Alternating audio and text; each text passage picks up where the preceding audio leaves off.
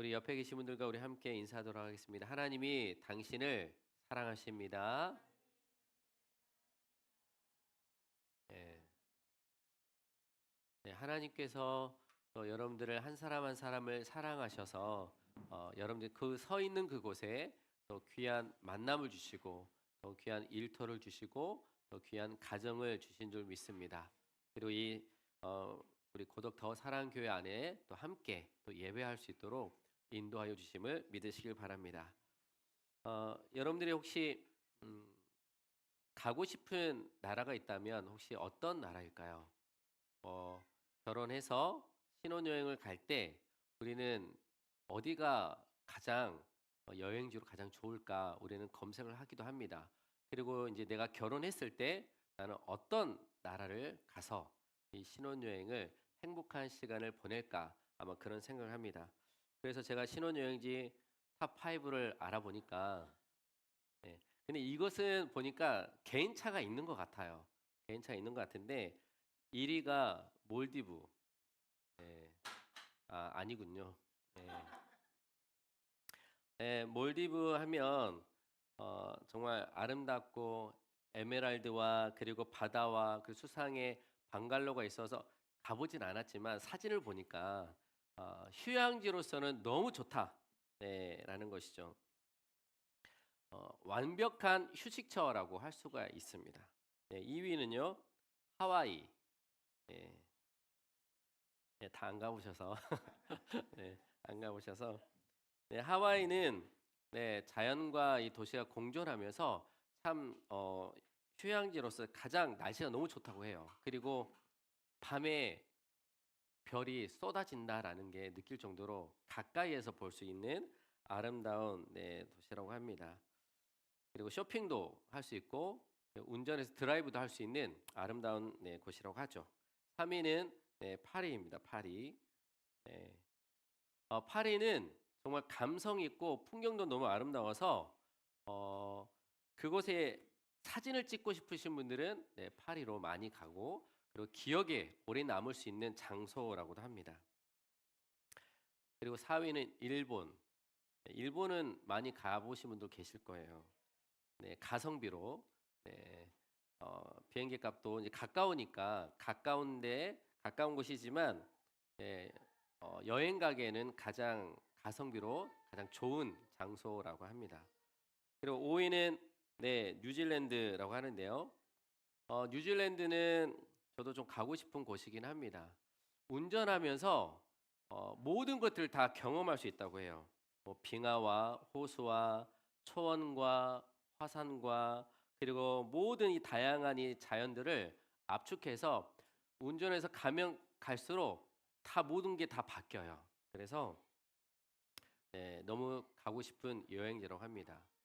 그런데 우리가 이곳에서 평생을 산다면 어떨까요? 평생을 산다.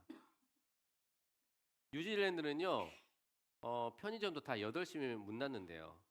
그리고 주말에는 문을 안 연다고 합니다. 그리고 뭔가 고장이 났을 때 우리나라는 바로 전화하면 당일날 오잖아요. 뉴질랜드는 며칠이 걸린대요. 그래서 답답해서 살 수가 없다고 합니다. 네, 일본은 네, 겉으로 볼 때는 되게 친절한 것 같지만 그곳에 살게 되면 그들과 함께 한 공동체로 살기가 어렵다고 해요. 그리고 암묵적인 그런 차별이 있어가지고 만약에 그곳에서 취업을 하게 되면 취업하기가 쉽지 않다라고도 합니다. 네, 그리고 뭐 파리와 하와이와 몰디브 같은 경우도 물가가 너무 비싸고 세금도 너무 비싸고 그리고 몰디브 같은 경우에는 일자리가 거의 없어서 휴양지로는 좋지만 살 수 없는 네, 장소라고 합니다. 그리고 하와이 같은 경우는 기후 재난으로 인해서 허리케인이나 이런 자연재해들이 많아서 안정되지 못한 그런 네, 곳이라고 합니다.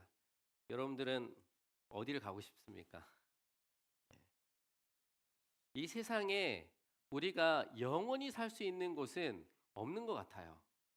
평생 이곳에서 살려면 일단 뭐가 있어야 되죠? 돈이 있어요, 돈.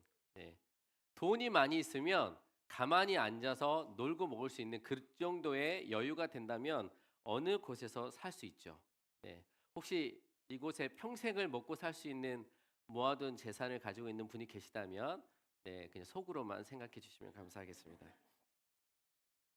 오늘 성경에 나오는 이스라엘 백성들도 꿈꾸는 나라가 있었어요. 아, 나는 이런 나라에서 살고 싶다라는 그런 나라가 있었습니다. 바로 어떤 나라냐면요. 한번 따라서 해볼까요? 다윗 시대. 네, 다윗 혹시 알고 계시나요? 아마 주일학교 우리 친구들도 잘 알 텐데 이 거대한 이 골리앗을 물리친 어린 목동 다윗을 아마 기억하실 것입니다. 근데 이스라엘 백성들이 왜 다윗 나라를 꿈을 꾸냐면요. 이스라엘 역사상 어, 독립적으로 살 수 있는 나라가 그렇게 많지가 않아요. 계속해서 외부로부터 공격이 와서 포로로 끌려가기도 하고 압제를 당하기도 하여서 그렇게 날마다 그 극심한 고통 속에서 우리 민족이라는 그런 독립된 적이 없었어요. 그나마 다윗 시대 때 가장 이스라엘 역사상 큰 영토와 그리고 그 경제력과 군사력을 가진 때가 없었어요. 그래서 이스라엘 백성들은요, 그때를 꿈꾸고 있는 거예요. 야, 우리가 지금도 이 마태복음에 나오는 이 마태 시대에도요. 로마라는 나라가 다스리고 있었기 때문에 우리는 해방될 수 있을까? 우리는 언제쯤 우리 이스라엘이라는 나라로서 살 수 있을까라는 그런 기대감으로 다윗 같은 나라를 기대하고 있었습니다. 오늘 성경에는요. 하나님께서 말씀하시는 나라가 어떤 나라인지를 좀 보려고 합니다. 우리가 우리 1장 1절 말씀을 읽었는데요. 다시 한번 읽어보도록 하겠습니다. 자, 시작. 아브라함과 아브라함과 다윗의 다윗의 자손. 자손 예수 그리스도의 계보라. 네. 계보를 다른 말로 하면 족보라고 하죠. 족보.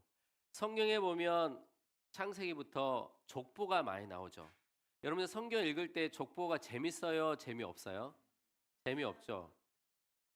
정말 하나님을 사랑하는 마음으로 말씀을 읽고 싶은데 족보를 볼 때면 나의 정체성을 알게 하는 부분인 것 같습니다. 자꾸 화가 나요. 그리고 이 성경을 그냥 덮고 싶은 그런 마음이 생길 정도로 족보는 무슨 말인지 무슨 의미인지를 전혀 모르다는 것이죠. 그런데 우리가 깊이 있게 생각해 보면 족보라는 것은 무엇이냐면 우리의 나 한 사람의 그 뿌리가 어디에서 왔는지 그리고 나는 어떤 존재인지를 알 수 있는 게 바로 족보예요. 우리나라에도 족보가 있어요. 김씨 족보, 뭐 이씨 족보 다 있죠. 네, 본 적이 없죠. 지금은 잘 모르는 것 같아요. 근데 우리는 나의 뿌리는 어딜까, 나의 정체성이 어딜까라는 것을 알 수 있는 방법이 바로 사진이죠, 사진. 집에 가면 앨범이 이렇게 항상 있잖아요. 옛날 같은 데는 꼭 부모님들이 사진 앨범을 여러 개 만들어서 보관을 하는데 이제 명절 때 되면 집에 가잖아요. 그리고 결혼하면 와이프도 데리고 가고 아이들도 데려가면 항상 먼저 보여주는 게 앨범이에요, 앨범. 그리고 아빠가 어렸을 때는 이렇게 살았어. 이런 도시에서 살았어라고 보여주죠. 그러다 보면 이 사진을 보면 나는 어렸을 때 이런 환경에서 자랐구나. 나는 어렸을 때 이런 부모님이 이런 사랑을 해주셨구나라는 것을 알 수가 있죠. 그래서 바로 이 사진을 보면 우리가 어떻게 살아왔는지, 우리가 누구인지, 그리고 부모님이 우리를 키워주신 부모님인지를 알 수가 있는 것이죠. 바로 오늘 이 마태복음에서 마태는 바로 이 족보를 통하여서 이 말씀을 읽고 있는 독자들에게 하나님께서 말씀하시는 그 하나님의 나라가 어떤 부분인지를 말씀해 주고 있는데 특별히 마태복음은 다시요. 오늘 특별히 마태복음은 마태, 마가, 누가, 요한이 있잖아요. 근데 마태복음은 유대인들을 위한 복음서라고 해요. 혹시 마태복음을 읽어보시면 알겠지만 약간 마태복음을 읽으면 구약 성경을 읽는 그런 느낌이 있어요. 왜냐하면 구약에 있는 말씀을 인용해서 많이 하거든요. 근데 마태는 유대인들이 뭐에 능통해요? 뭐에 능통하죠? 율법에 능통해요. 성경을 이미 통째로 다 외운 사람들이 유대인들이에요. 이들에게 복음을 전하기 위해서는요. 그들이 잘 알고 있는 말씀을 근거로 설명하는 건데 바로 구약에 있던 말씀들을 인용하면서 마태는 유대인들에게 설명해 주고 있는 것이죠. 그런데 오늘 본문에서 보면 우리가 1장 1절을 보았지만 1장 1절에서 17절 말씀을 보았을 때 바로 이 족보에서 강조되고 있는 말씀이 있어요. 그게 무엇이냐면요. 자, 우리 몇 절을 한번 보시냐면 우리 17절 말씀을 한번 읽어보도록 하겠습니다. 17절 말씀. 자, 시작. 그런즉 모든 대수가 아브람부터 다윗까지 14대요 다윗부터 베라블론까지 사로잡혀 갈 때까지 14대요 바벨론으로 사로잡혀 간 후부터 그리스도까지 14대더라. 네, 여기 17절에 보면요. 반복되는 단어가 있는데 무엇이죠? 14대라는 거죠. 14. 그런데 실제적으로 족보를 보면요. 14대가 넘어갈 수도 있는 거예요. 그런데 이 마태는요. 의도적으로 14를 맞추어서 기록합니다. 그러면 이 14가 무엇이냐면요.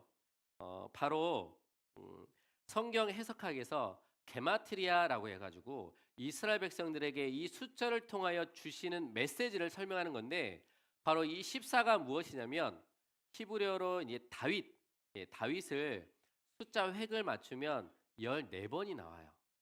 몇 번이요? 14번이 와요.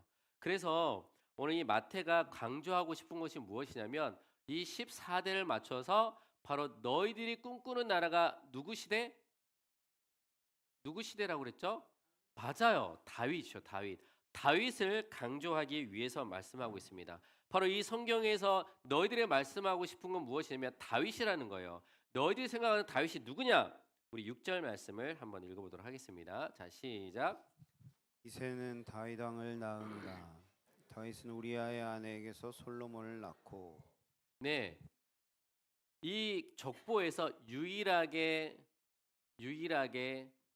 이름 옆에 직분이 나와요. 무엇입니까? 왕이죠, 왕. 네, 왕. 다윗이 누구냐? 왕이라는 것이죠, 왕. 네. 이스라엘 백성들이 꿈꾸는 사람이 누구냐면 바로 우리를 구원할 왕으로 오실 다윗 같은 메시아를 기다리고 있는 거예요. 그런데 바로 이 다윗이 왜 다윗 같은 왕을 기다리냐면 하나님께서 이스라엘 백성들에게 약속을 해 주셨어요. 너희들 나라에 영원한 나라를 내가 허락해 주실 것이다라고 약속해 주고 있는데 사무엘하 7장 12절, 13절, 14절 말씀을 한번 읽어보도록 하겠습니다. 12절, 13절 두 구절만 한번 읽어볼게요. 다윗에게 약속한 장면입니다. 자, 시작.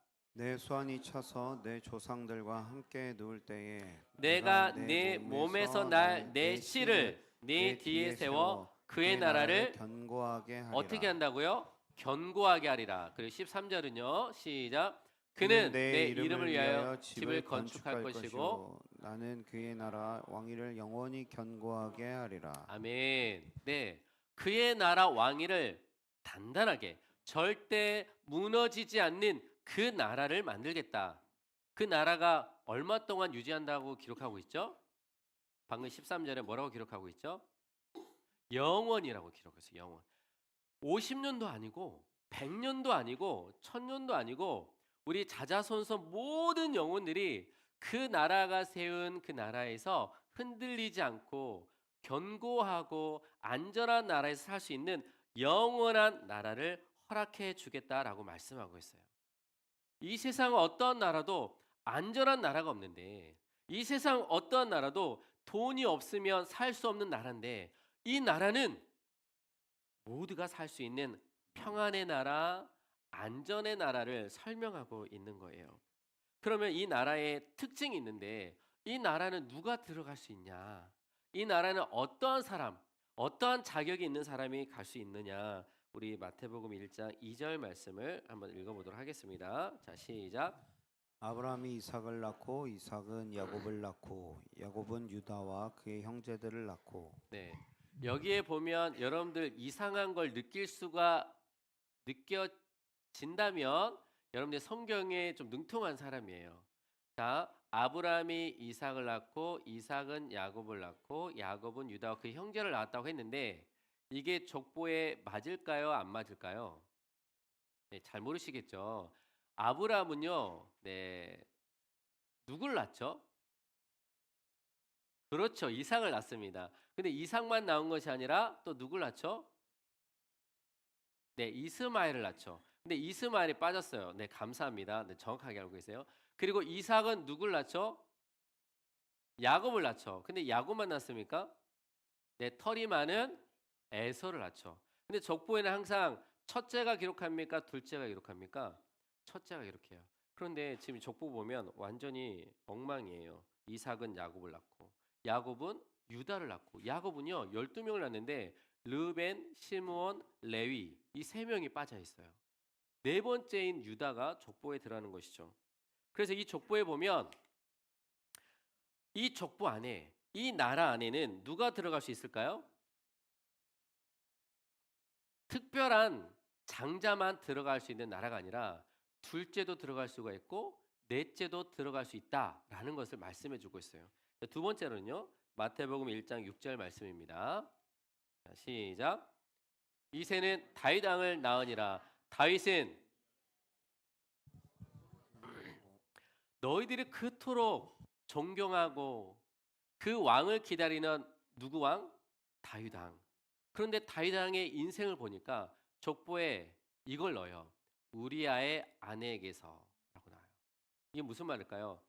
자기의 친 와이프가 아니라 자기 부하의 와이프를 통하여서 아들을 낳았다라고 기록해요. 이게 무슨 말일까요? 다윗은 어떤 놈이에요? 어떤 놈이에요? 나쁜 놈이에요. 자기의 와이프가 아니라 자기 부하의 와이프를 자기 아내로 삼습니다. 이런 놈이 네, 이런 나쁜 사람이 이 족보에 기록했던 자체가 너무 수치스럽지 않을까요? 너무 부끄럽지 않을까요? 그런데 우리가 이런 사람을 부를 때 놈이라고 부를 수밖에 없는 우리 안에 분노가 치밀어 오르는 그런 이름도 이 나라에 들어갈 수 있다라는 거예요. 다윗도 이렇게 못된 짓을 하고 왕으로서의 끔찍한 자기 부하도 죽이고 부하의 아내도 취하는 정말 인간으로서의 자격이 없는 사람임에도 불구하고 하나님께서 이 나라에 다윗을 들어갈 수 있다라고 하시는 거죠. 바로 자격 없는 사람도 하나님이 세우신 그 나라에 들어갈 수 있다라는 것입니다. 그러면서 누굴 얘기하냐면 마태복음 10장 2절 4절을 보면요. 예수님의 12 제자가 나와요. 그리고 이 마태복음을 기록한 마태도 기록합니다. 그런데 자신을 기록할 때 뭐라고 수식어가 나오는데요. 한번 읽어보도록 하겠습니다. 시작. 12 사도의 이름은 이러하니 베드로라 하는 시몬을 비롯하여 그의 형제 안드레와 세베대 아들 야고보와 그의 형제 요한, 빌립과 바돌로메, 도마와 세리마테, 알페오의 아들 야고보와 다데오, 가나안인 시몬 및 가룟 유다 곧 예수를 판 자라. 네, 마태 즉 마태복음 10장에서 자기를 무슨 마태라고 지금 수식어를 붙였습니까? 세리. 세리는요 이스라엘 백성들이 가장 싫어하는 사람들이에요. 지금 로마라는 나라가 통치하고 있을 때 세리의 역할은 자기 동족들의 돈을 걷어서 로마에 바치는 역할을 하는 거예요. 그래서 이스라엘 백성들이 가장 손가락질 받는 사람들이 세리예요. 그런데 마태는요 자기를 솔직하게 고백합니다. 나는 너희들이 손가락질하는 그런 세리였다. 나는 너희들이 싫어하고 너희들이 미워하는 그런 존재였다. 나는 그런 삶을 산 게 너무 부끄럽지만 내가 어떤 존재인지를 너희들에게 말해주고 싶다라고 자신도 이런 자격이 없는 사람이지만 하나님께서 나를 예수로 구원해 주셨다라는 것을 말씀해 주고 있는 거예요. 자, 또 네 번째 마태복음 1장 3절, 5절, 6절 한번 읽어보겠습니다. 3절 시작. 유다는 다말에게서 베레스와 세레를 낳고 베레스는 헤스론을 낳고 헤스론 랍을 낳고. 네, 족보에서는 이제 3절 먼저 한번 볼게요. 족보에서 여자가 등장하지 않는데 유다는 다말에게서 아이를 낳아요. 그런데 문제는 무엇이냐면 다말이 누구냐는 거죠. 며느리예요. 무슨 막장 드라마도 아니고 족보가 무슨 막장 족보예요. 유다는 며느리에게서 자식을 낳았다는 거예요. 우리 공동체 안에 그런 사람이 있다면 우리가 같이 볼 수 있을까요? 네, 그렇죠. 당장 그냥 돌로 진짜 던지고 싶은 그런 마음이지 않겠습니까? 자, 우리 5절 말씀 한번 읽어볼까요? 5절입니다. 시작. 살몬은 살몬은 라합에게서 보아스를 보아스를 낳고, 낳고 보아스는 룻에게서 오벳을 네, 낳고 여기는 두 오벳은 이삭을 명의 낳고. 여인이 등장하는데 살몬은 라합, 바로 이방 여인을 얘기해요. 가나안 땅을 네, 점령하기 전에 정탐했을 때 정탐꾼을 네, 보호해줬던 사람이 라합인데 그 여리고성이 다 무너져서 다 죽었을 때 라합과 라합 가족만 살게 되거든요. 근데 그 라합이 바로 이 족보에 등장하고 있다는 것이죠. 그리고 룻은 모압 사람이에요. 이방 여인인 것이죠. 그런데 이스라엘 백성들은 선민 백성으로서 혈통을 중요시하는데 이방 여인이 들어갔다? 인정할 수 없는 거예요. 그런데 들어갔다는 것이죠. 그리고 6절 말씀도 한번 볼까요? 아까 읽었지만 시작. 이새는 이새는 다윗 왕을 낳으니라. 다윗은 우리아의 아내에게서 솔로몬을 낳고. 네, 자신의 부하의 여인 바로 우리아도 이 족보에 등장하고 있다라는 것이죠. 그래서 마태는요, 이 마태복음을 기록하면서 1장 1절부터 17절을 말씀하면서 하나님의 나라가 어떤 나라인지를 설명해 주고 있는데 하나님의 나라는요, 한번 옆에 계신 분들에게 한번 이렇게 얘기해 볼까요? 당신도 자, 다른 반대쪽에 당신도 자, 뒤쪽에 있는 사람에게 당신도 들어갈 수 있대요. 네, 할렐루야. 우리는 뭐가 있냐면 요즘에는 그 세워지는 그 교회들이 구역을 안 해요. 구역 구역이 없어요. 왜냐하면 구역을 하면 지역별로 예전에는 많이 했단 말이에요. 근데 요즘 젊은 사람들은요 그걸 싫어해요. 왜냐하면 나는 나와 같이 소통할 수 있는 그런 모임을 갖고 싶은데 구역에 들어갔더니 갑자기 할머니가 계시고 그리고 할아버지가 계시는데 그곳에서 모임을 하라니까 젊은 사람들이 그곳에 들어가고 싶지가 않은 거예요. 그래서 요즘에는요 구역을 안 하고 그룹을 해요. 그룹 또래별로 네, 연령층별로 그리고 그 맞게 모임을 합니다. 마찬가지로 우리는요 그런 모임을 갖고 싶어 하죠. 그런 나와 대화가 잘 되는 사람들과 친하게 지내고 싶어 해요. 그래서 교회 안에 보면은 항상 친한 사람들끼리 이렇게 뭉쳐지는 경우가 많습니다. 특히 큰 교회들은요 그런 게 되게 유독 심한 것 같아요. 그래서 이제 처음 오신 분들이 잘 정착하기가 쉽지가 않죠. 왜냐하면 그 교회에 오랫동안 세워져 있는 뭔 새가 있죠? 네, 텃새가 있죠. 네, 텃새가 참 우리를 많이 힘들게 한다는 것이죠. 그런데 하나님께서 세우신 이 나라는요, 텃새가 없어요. 바로 차별이 없어요. 자격이란 자체가 없어요. 자격이 없어도 누구나 들어올 수 있는 나라. 바로 이 마태는 나도 세리지만 너가 싫어하는 그런 손가락질 받는 나였지만 예수님이 나를 구원해 주셨다는 거예요. 근데 그 예수님이 너희들도 구원하길 원한다는 거예요. 그러면서 세리도 자기를 싫어하는 사람들에게 뭘 전하고 있어요? 자기들을 손가락질하는 사람들에게 뭘 전하고 있어요? 사랑을 전하고 있는 거예요. 복음을 전하고 있는 거예요. 너 나 미워했지? 나도 너 미워할래가 아니라 너가 나를 미워했지만 내 안에 주님이 부으신 사랑이 너무 크기 때문에 그 사랑을 전해주고 싶어라고 말을 하고 있는 것이죠. 이사야 55장 1절 말씀을 한번 읽어보도록 하겠습니다. 시작. 목마른 자들아 물로 나아오라. 돈 없는 자도 오라. 너희는 와서 사 먹되 돈 없이 값 없이 와서 포도주와 젖을 사라. 아멘. 누구든지 오라는 거예요.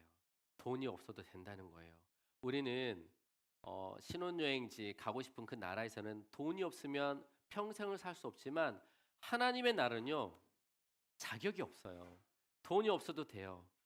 누구만 믿으면 돼요? 예수만 믿으면 돼요. 정말 예수만 믿으면 돼요. 우리 1월 달에 계속 함께 다시요. 함께 네, 다시요. 함께 웃고 함께 네. 함께 웃고 함께 우는 교회로 우리가 함께 웃는 교회, 우는 교회, 그리고 안디옥 교회에 대해서 보았을 때 안디옥 교회는 정말 연약한 사람들이 세운 교회잖아요. 그리고 이방인들로 세워진 교회잖아요. 바로 이 교회가 교회라는 자체가 바로 하나님의 나라가 어떤 곳인지를 보여주고 있는 거예요. 교회 성도들이 왔어요. 왔는데 너무 마음에 안 들어요. 당신은 우리 교회에 등록을 받지 않겠습니다.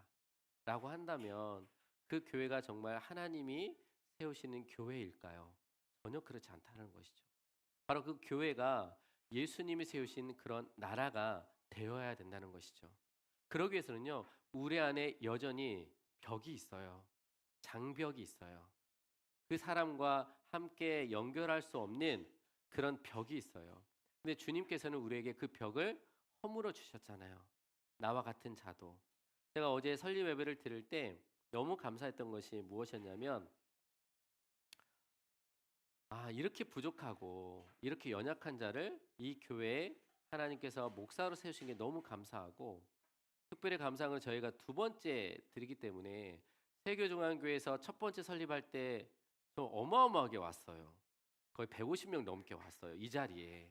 그래서 저기 통로에 50명이 복도에서 서서 드릴 정도로 너무나 큰 사랑을 받았어요. 근데 이번에 두 번째이기 때문에 네, 오신 분들은 오지 말라고 그렇게 광고를 했거든요. 그럼에도 불구하고 많이 오셨어요. 그런데 제가 이전에 사역했던 교회에서도 온 거예요. 인천에서도 오시고 서울에서도 20명 넘게 오셨는데, 제가 사역 나온 지도 8년이 넘었는데도 저를 기억하시고 어떻게 오신 것 자체가 너무 감사한 거예요. 그래서 하나님이 저에게 느끼게 하신 건 무엇이냐면, 제가 그때 30대를 서울에서 보냈고 30대 이제 후반을 인천에서 보냈고 제가 40대를 여기 평택에서 보냈는데, 하나님께서 그때마다 저에게 얼마나 큰 사랑을 부어 주셨는지, 그리고 그 사랑을 부어 주신 게 김성민 그 목사가 어떤 사역을 해야 되는지를 분명하게 말씀해 주고 있는 것 같아요. 하나님이 사랑을 주신 이유는 네가 그 받은 사랑을 나눠줘야 된다. 네가 그 사랑을 받았다면 아낌없이 다 퍼줘야 된다라고 그 말씀을 하신 것 같아요.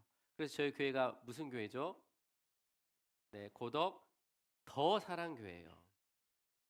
우리가 오늘 말씀처럼 마태가 전한 이 복음은 바로 하나님의 나라는 누구나 갈 수 있고, 그리고 자격이 없는 사람도, 돈 없는 사람도 예수만 믿으면 우리 그리스도 안에서 한 가족이 될 수 있고, 저 천국의 생명책에 그 이름이 기록될 수 있다라는 것입니다.